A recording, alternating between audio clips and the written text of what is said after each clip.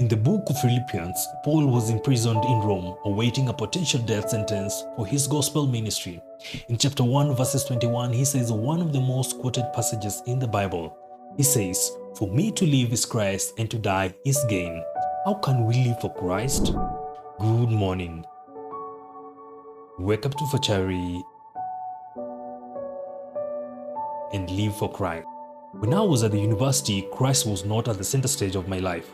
I indulged in partying, ungodly relationships, and even handled my businesses on the Sabbath day.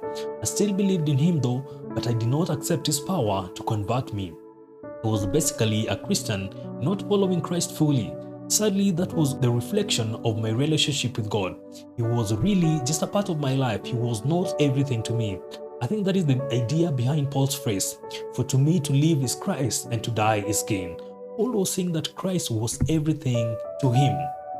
One author said, "Life is what we live to.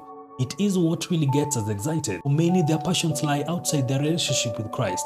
Life to them is career, their children, hobbies, talents, entertainment, and much more. Jesus came that we might have life and have it abundantly. He came so that we could truly be alive in God and that we could have our passions and joys in Him. Paul had found his life and he constantly proclaimed it. In Galatians chapter 2 verses 20, he said, "I have been crucified with Christ, and I no longer live, but Christ lives in me. The life I live in my body, I live my faith in the Son of God who loved me and gave Himself for me." Paul saw himself as no longer alive. He left his past life behind, and now Christ was his life and Christ alone.